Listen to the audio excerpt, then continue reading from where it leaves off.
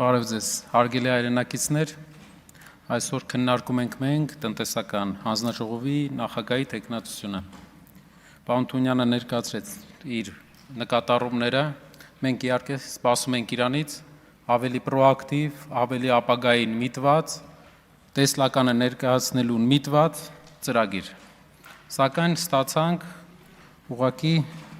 շատ մակերեսային մի քանի պնդում։ Չնայած դրան տնտեսական հանձնաժողովը կարևոր շատ հանձնաժողով է, որտեղ այդ հանձնաժողովով մենք տեսնում, որ մենք հաղթելու ենք աղքատությունը մեր երկրում։ Մեր երկրում աղքատությունը 600,000 մարդու դրանն է կանգնած։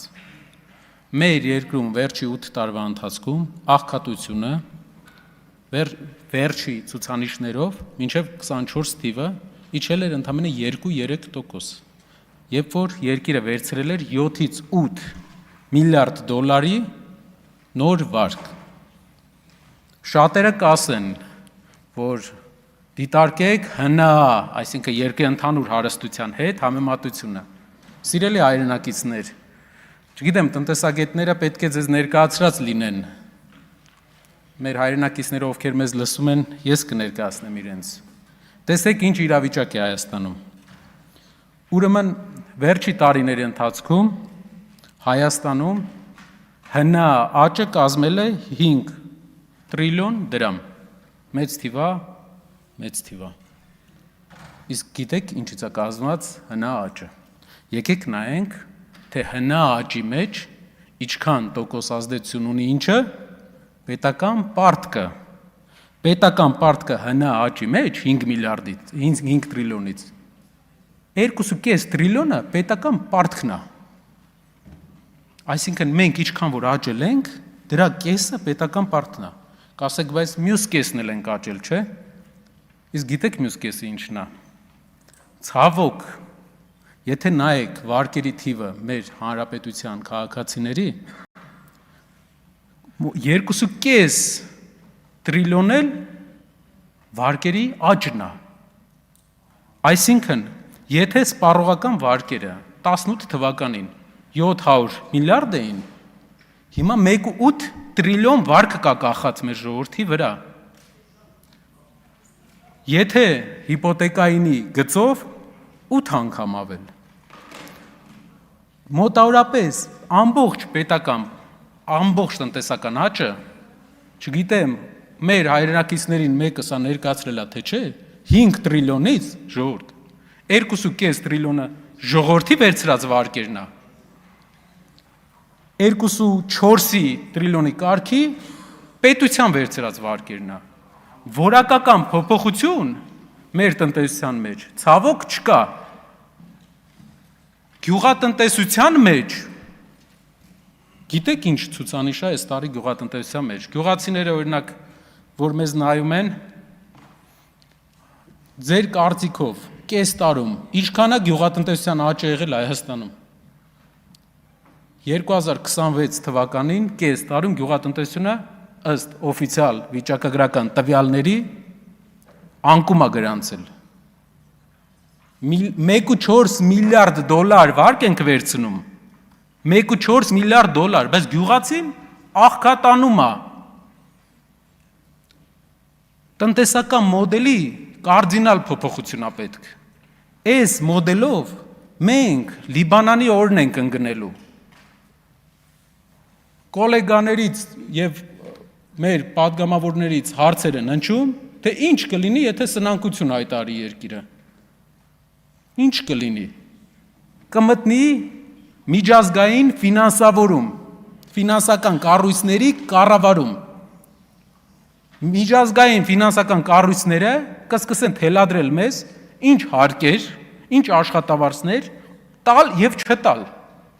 Դա եղել է Լիբանանի օրինակով, դա եղել է Հունաստանի օրինակով։ Հունաստանը 15 տարի է ծախսել, որ հետ գա նույն մակարդակին, բայց Լիբանանը դեռ հետ չի գալի։ Իսկ գիտեք ոնց էին տների գները Լիբանանում մինչև ճգնաժամը։ Հայաստանից անգամներով շատ։ Փողերը նույն ակտիվությունն էր, բայց Լիբանանում մի բան չկար, արդյունաբերություն չկար, գյուղատնտեսությունը չզարգացրին։ Հիմա ասեմ ինչ վիճակա մեր երկիրը հիմա։ Բնական, շատ տրամաբանական մի հետաքրքիր հանգույցի վրա ենք։ Ռեկորդային թանկ պղնձի գին կա։ Պղինձը մեր արտահանման նշանակալի մասն է։ Ռեկորդային թանկ 12,000-ից ավել է անցել։ Ռեկորդային շատ հոսք կա այլ երկրից բազում անգամ ասինք, որը տնտեսությանը սնուցում է, պրոտեին ենք տալի տնտեսությանը։ Միևնույն ժամանակ պետական պարտքը, տեսեք, համ պղնձի գինն է շատ, համ ռուս-ուկրաինական պատերազմից գումարներն են շատ գալի, երկուսն է ժամանակավոր, համ էլ 1,4 միլիարդ պարտք ենք վերցնում այս տարի։ Ժողովուրդ, ես գիտեմ, մեր լրագրողները կարող ասեն, ինչու չեք խոսում ինչ որ անձնական հակադրություններից, մարդկանց խոսույթներից։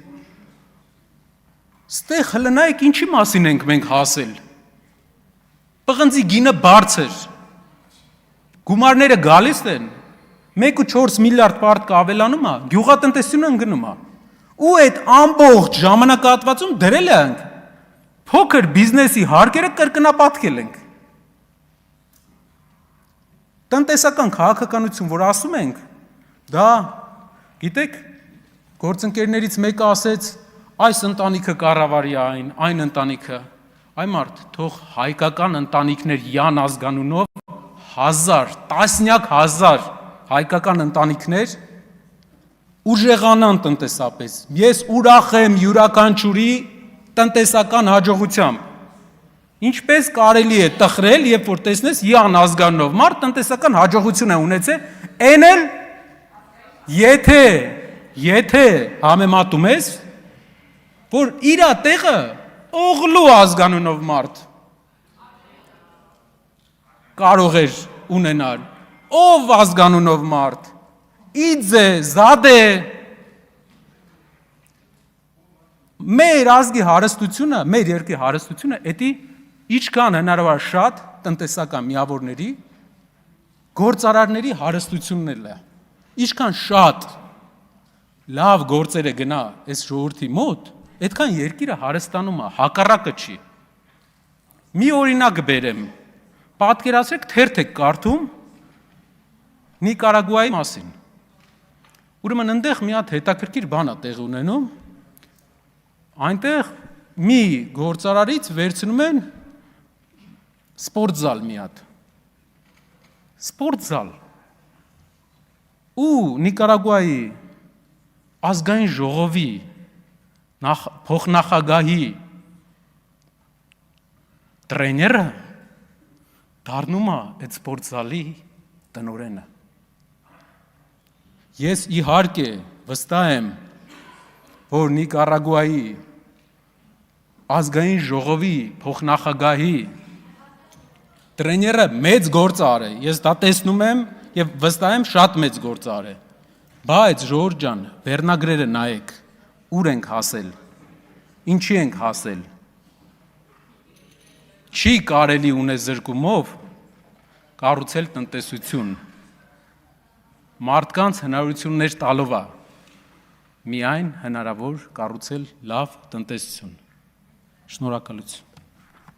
Շնորհակալություն։